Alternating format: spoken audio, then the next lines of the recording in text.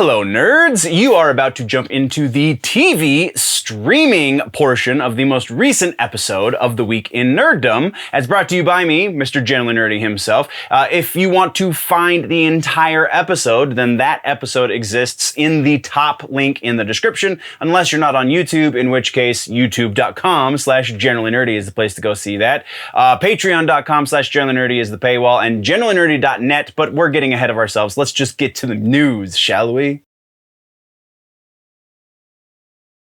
TV streaming, let's get to TV streaming. All right, so before we get into any of the other stuff, now that not the last episode, but the 2 episodes ago, now that that has finally gone live, now that YouTube has said, oh, that's fine, we won't block you because you're doing a news show.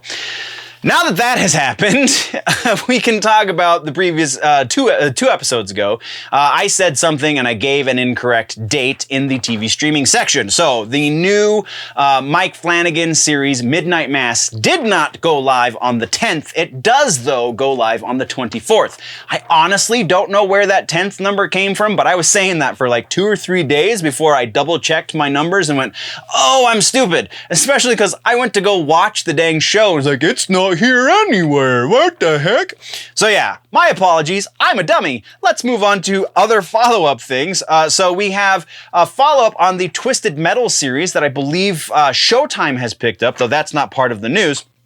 The news here is casting. The lead for this show is a character named John Doe. John Doe is going to be played by none other than Anthony Mackie.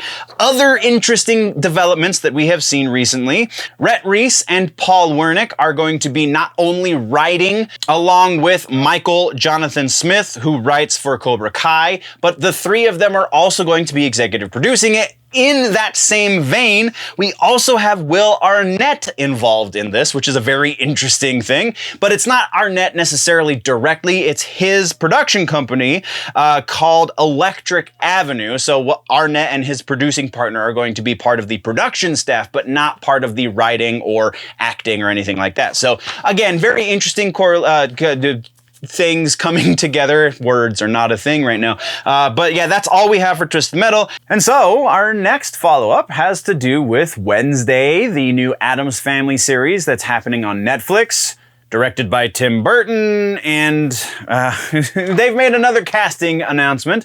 This one, and with this, since the last time we talked about this series, we have a couple of other things that are developing in the news. First of which being that the casting announcement is for Gwendolyn Christie. Gwendolyn Christie is going to be playing a character whose name is Larissa Weems. Larissa Weems apparently has a history with Morticia Addams and is also going to be the principal of the academy, the Nevermore Academy, where Wednesday attends school. So we also now know that this is going to be a school-based, kind of sort of magic story where Wednesday has psychic powers. This just feels like it's going in all kinds of new directions that maybe aren't really true to the original Addams Family. All right, so something that we need to address is the new series. We do have a new log line is what it's called for Netflix. Kind of a synopsis a little bit. So I'm just going to read it to you directly. This is direct from Netflix. The series is a sleuthing, supernaturally infused mystery charting Wednesday Addams' years as a student at Nevermore Academy. Wednesday's attempts to master her emerging psychic ability thwart a monstrous killing spree that has terrorized the local town and solve the supernatural mystery that embroiled her parents 25 years ago, all while navigating her new and very tangled relationships at Nevermore. So this sounds like it's kind of Sabrina 2.0 when that is not any of the characters from the Addams Family series. Ever. That has never been a thing in the Addams. Supernatural, the only supernatural involved with the Addams Family is the grisly and the horror-oriented, not telekinesis and magic and things of that nature necessarily. Not in the pop culture kind of nerdy way of things, but more in the horror way of things. That is the genesis of the Addams Family. They're like distant relatives of the horror characters that we got. That's why the Munsters was created in response, because these are hearkening back to these characters, whereas the Munsters were these characters. You know what I mean? So it's just a very strange development along the lines of what we're going to get in this Wednesday Addams series. Now, in a previous episode, there was a concern brought in the comments, to put it mildly, of why I had issue with Catherine Zeta-Jones and Luis Guzman cast as Morticia and Gomez Addams, respectively. Well, first off, I didn't say I really had any sort of issue with Catherine Zeta-Jones as Morticia. I actually think she might do a pretty good job. She wouldn't be my first choice for Morticia, but she's definitely not the worst choice. But Luis Guzman, I think, is the one that I voiced actual concern over, and I feel like if you pay attention to the vocabulary that I used in that episode, it's pretty clear why I have issue with Luis Guzman as Gomez Addams. Has nothing to do with the fact that Luis Guzman is Hispanic by nature, however you want to put that. He is of Latin descent. Has nothing to do with that. I think, honestly, Latin, it kind of makes sense to put somebody of that lineage in that character. The guy's name is Gomez. It just seems to fit. So that is not the issue. The issue is Luis Guzman as an actor, who is a capable actor, just this is such a different kind of role than he's ever played. And honestly, again, to bring him up against the greatest Gomez that we've ever seen, notwithstanding the original TV show, but Raul Julia as Gomez, honestly, is what most fans think of as Gomez when reading anything to do with the Addams Family anymore. He has some big shoes to fill, and that was my concern. Because while yes, Luis Guzman is capable of doing serious roles, again, as evidenced by his work on the Shameless series, which I think was spectacular, I just don't think he's the guy for Gomez. I very well could be proven wrong once this series happens, though I think this series is going to suffer, now that we have this little bit of extra synopsis from Netflix, is going to suffer from far more than Luis Guzman. And honestly, it sounds like Gomez is going to play a pretty minor part in this series, so I would be surprised if Gomez is my issue once this series airs. Honestly, I think there's going to be a plethora of other things we're going to be focusing on. If Luis Guzman does a mediocre job, he'll get past any scrutiny because, again, of the other issues we're anticipating. So, that being said, I don't care that Luis Guzman's Hispanic. I think Luis Guzman is hilarious. I think he's actually a very capable actor. I just don't think he's the guy for Gomez.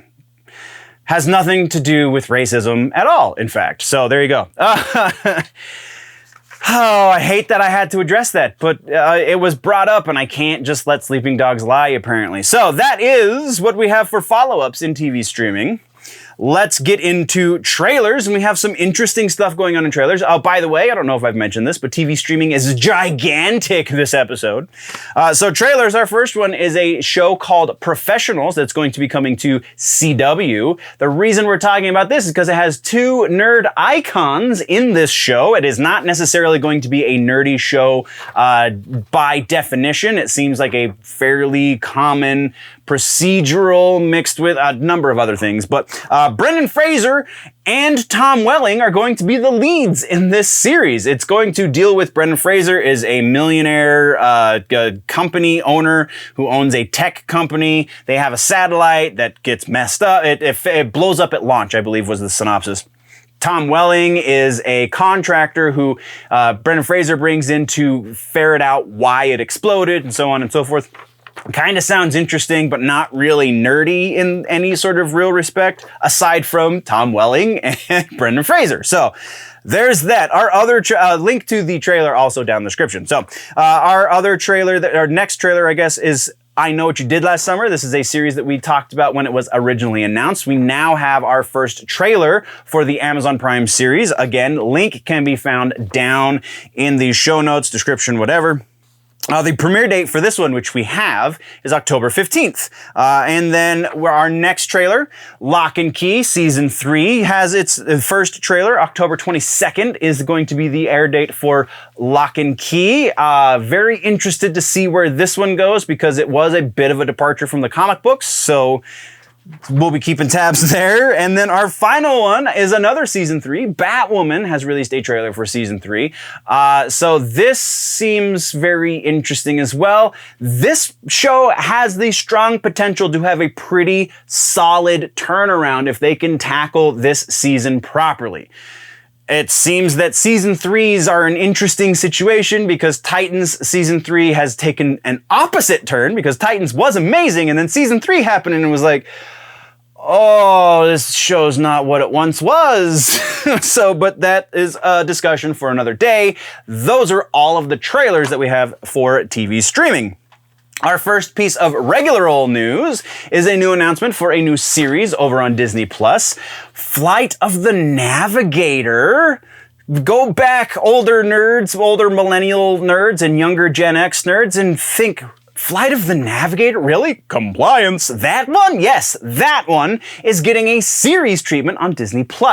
There is the noteworthy change for this series in that it is going to be a young female lead instead of a young male lead. Not that that's really a huge deal because at this point it's going to be, I don't know, it's a retelling of the same thing. We already have Flight of the Navigator, so a different version of Flight of the Navigator with a different person leading it really makes no difference, the gender, whoever it is. But also, Bryce Dallas Howard is being brought in as the main series director. So that's pretty noteworthy as well. Our next series announcement actually was made, I just didn't see it, apparently, for the previous episode. It was made when I could have put it in the previous episode. I just, for whatever reason, didn't see it in any of my sources until I was doing research for today's episode. And that is Grendel over on Netflix. Grendel, not from Beowulf, not that Grendel, but this is the Grendel from Dark Horse Comics. This is coming from the Netflix and Dark Horse contract where Netflix has all of the first look options for IPs that come out of Dark Horse that have to do with live action. This is a comic book that's from Dark Horse. Series creator Matt Wagner is going to be an executive producer on the project. He has made some public statements stating his excitement for the project. All of the other executive producers are regular players over at Netflix or at Dark Horse Entertainment, their entertainment wing, I guess is more specific. So yeah, again, pretty interesting. Not super familiar with Grendel, though it is one of the longest running creator-owned comic books out there, so that's pretty noteworthy. Matt Wagner is the owner of the IP directly because that's how Dark Horse works. That's one of the reasons why Dark Horse was created. That's a whole other video. But yeah, so pretty interesting there. Definitely be keeping tabs on that. And then our final piece of news, Mobile Suit Gundam is getting a new series. Now, technically, we did get a Mobile Suit series in 2019, so that was only 2 years ago, but it wasn't a proper Gundam series. The last Gundam series, I believe, was over 6 years ago, ended over 6 years ago, and only ran for about 3 seasons. So this new Mobile Suit Gundam is going to be called The Witch from Mercury.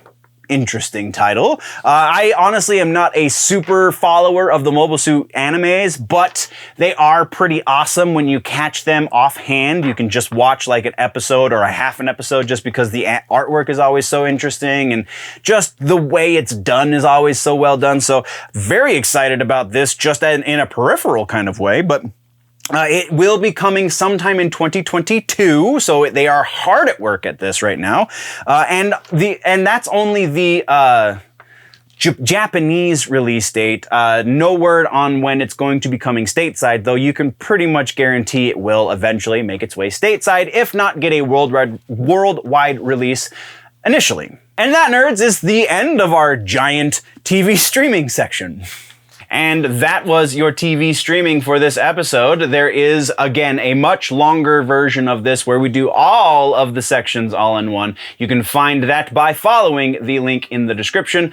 Or if you're not on YouTube, then go check out generallynerdy.net, youtube.com/generallynerdy, or patreon.com/generallynerdy. Or if you're on the social medias, you can find the Nerdy Ninja associated with the name Generally Nerdy, and that's where I'll be. So again, thank you very much, nerds. We're going to go now. But before we go, always remember that if it's generally nerdy, it's probably here.